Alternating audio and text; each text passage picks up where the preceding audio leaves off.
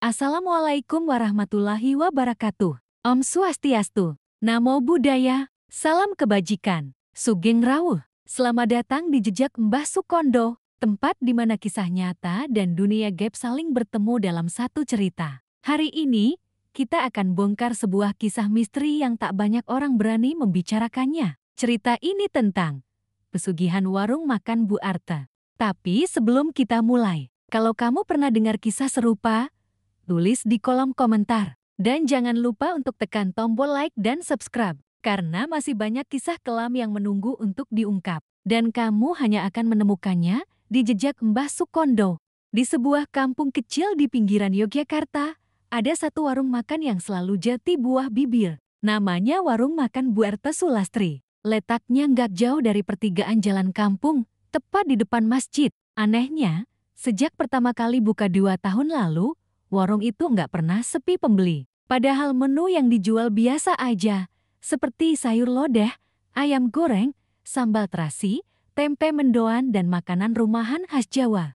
Tapi orang-orang rela antri panjang, bahkan datang dari luar kampung cuma buat makan di situ. Aku heran, Mbak, masa iya cuma lodeh sama mendoan aja rasanya sampai bikin nagih segitunya? Bisik Wati, tetangga dekatku, saat kami sama-sama lewat depan warung itu. Aku mengangguk pelan. Iya, padahal kalau makan di rumah juga sama aja menunya. Tapi di sini tuh kayak ada yang beda. Yang bikin merinding, konon katanya, hampir semua orang yang pernah makan di situ, pasti balik lagi. Dan kalau sudah sering makan, hidupnya malah jadi aneh. Ada yang tiba-tiba cerai sama suami, ada yang bangkrut usahanya. Bahkan ada yang jatuh sakit tanpa sebab. Orang-orang kampung mulai bisik-bisik, jangan-jangan Bu Arte pesugihan. Aku mulai curiga ketika suatu malam aku pulang dari arisan di rumah Bu Arte. Kebetulan aku lewat dapur belakang warungnya. Di situ aku lihat ada sesajen seperti kembang 7 rupa, dupa yang masih menyala, dan sebuah kendi berisi air keruh. Dan lebih aneh lagi, aku dengar suara lirih dari balik dapur itu. Suara perempuan, tapi bukan suara Bu Arte. Aku sudah kasih makan malam ini, jangan ganggu keluargaku, katanya pelan, seperti berbicara pada sesuatu. Jantungku langsung berdegup kencang. Aku buru-buru pulang. Besoknya aku cerita ke suamiku. Lawong dari dulu aku juga curiga.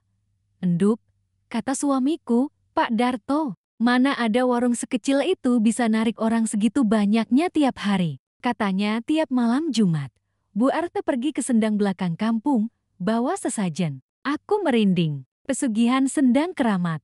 Beberapa minggu kemudian, kampung kami geger. Seorang pemuda yang habis makan di warung Bu Arte kerasukan saat lewat depan masjid. Dia menjerit-jerit. Aku lapar. Aku mau daging. Bu Arte janji kasih aku jiwa orang kampung ini. Orang-orang langsung heboh. Pak RT lain datang, beberapa sesepuh kampung dipanggil. Malam itu juga, warung Bu Arte ditutup paksa. Ditemukan banyak benda-benda aneh di dapur belakang seperti kain hitam berlumur darah, boneka dari tanah liat, dan catatan doa-doa pesugihan. Bu RT sendiri menghilang tanpa jejak. Ada yang bilang dia kabur ke Gunung Merapi, ada yang bilang dia masih sembunyi di sekitar kampung. Tapi yang paling menyeramkan sampai sekarang, setiap malam Jumat Kliwon, orang-orang masih sering dengar suara perempuan menangis di dekat sendang belakang warung itu. Aku belum kenyang.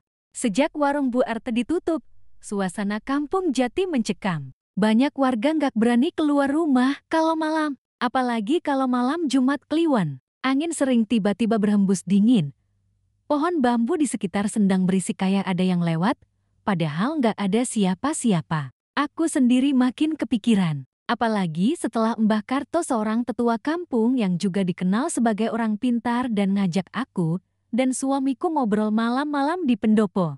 Kalian pasti penasaran, kenapa Bu Arte sampai mau pesugihan di sendang itu? Tanya Mbah Karto dengan suara berat. Aku dan Pak Darto hanya mengangguk. Mbah Karto menghela nafas panjang. Sendang itu sudah dari dulu angker. Tempatnya memang keramat. Konon, dulu ada perempuan cantik dari zaman kerajaan yang dibuang ke situ karena dituduh dukun santet. Dia mati bunuh diri di sendang itu. Aku bergidik ngeri. Nah, arwahnya nggak pernah tenang. Dia bisa kasih kekayaan lewat pesugihan, tapi ada syaratnya.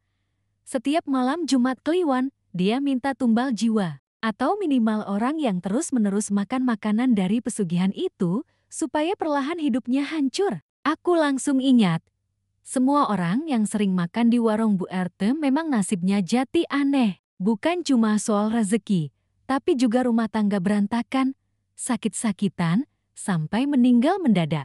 Apa Bu RT masih hidup, Mbah? Tanya suamiku. Mbah Karto mengangguk pelan. Masih, tapi dia nggak bisa pergi jauh dari sendang itu. Jiwanya sudah diikat, dia mungkin bersembunyi, tapi suatu saat, dia pasti balik. Beberapa malam kemudian, aku dan beberapa warga nekat ikut Mbah Karto ke sendang itu. Kami ingin memutus perjanjian pesugihan itu, biar kampung ini bisa tenang. Malam itu langit mendung, bulan tertutup awan gelap. Saat kami sampai di sendang, suasananya sudah beda. Air sendang terlihat hitam pekat, seperti minyak. Bau anyir darah tercium samar. Mbah Karto mulai membaca doa-doa dan membawa sesajen penolak bala. Kami semua hanya bisa berdoa dalam hati. Tiba-tiba, dari balik pohon bambu, muncul sosok perempuan berbaju kebaya lusuh. Rambutnya panjang menjuntai menutupi wajah. Suaranya lirih, tapi jelas. Kalian mau ambil apa dariku? Itu suara Bu Arta. Tapi, matanya kosong. Mukanya pucat seperti mayat. Tangannya memegang kendi berisi darah. Aku sudah jati milik sendang ini. Kalian gak akan bisa lepas dari aku. Mbah Karto tetap membaca doa keras-keras. Angin bertiup kencang. Suara jeritan perempuan menggema di sekitar sendang. Sosok Bu Arta perlahan memudar, lalu lenyap di telan gelap.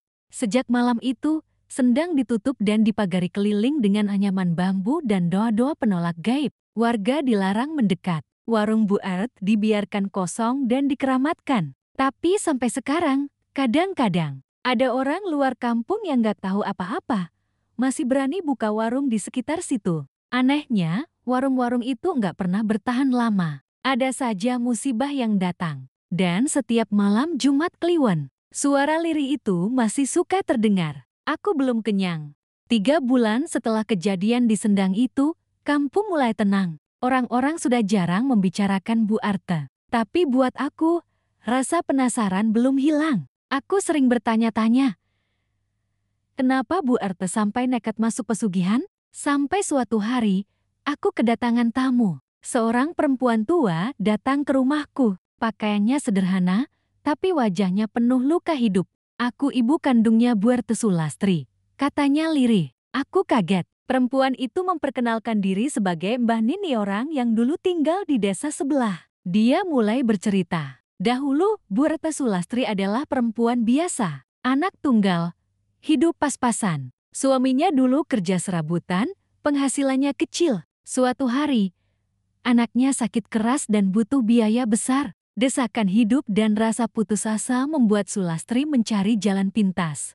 Dia datang sendiri ke sendang itu. Tanpa sepengetahuanku, ucap Mbah Nini, matanya berkaca-kaca. Awalnya hanya diminta sesajen biasa. Tapi makin lama, permintaannya naik level seperti tumbal hewan, lalu tumbal manusia secara perlahan lewat makanan pesugihan. Dia pikir, dengan warungnya ramai, hidupnya bakal bahagia. Tapi dia nggak sadar, dia malah makin jauh dari jalan Tuhan. Mbah Nini menyerahkan sesuatu ke aku. Sebuah kain putih dengan tulisan raja dan doa penolak santet. Tolong, kalau suatu hari anakku kembali, jangan sakiti dia. Dia sudah cukup menderita. Aku mengangguk, dada terasa berat.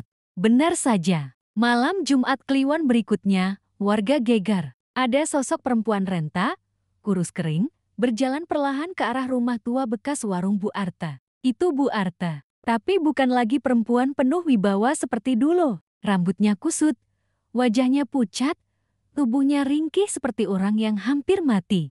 Dia duduk di depan warungnya yang kosong. Aku cuma mau pulang, bisiknya lirih. Mbah Karto dan beberapa sesepuh mendekat. Kami tidak mengusirnya. Tidak ada amarah, justru rasa iba yang muncul. Malam itu, warga menggelar doa bersama. Mendoakan Bu Ert agar terlepas dari jerat pesugihan. Mendoakan arwah-arwah korban pesugihan agar tenang. Bu Ert sendiri, dia meninggal beberapa hari kemudian. Dalam tidur, di rumah tuanya. Dengan wajah lebih tenang. Warung itu sekarang dibiarkan kosong. Tidak ada yang berani menempatinya, bukan karena takut hantu, tapi karena menghormati sejarah kelamnya. Sendang itu juga sudah dijaga dan dirawat seperti mestinya, bukan untuk pesugihan, tapi untuk tempat mengambil air bersih dan berdoa.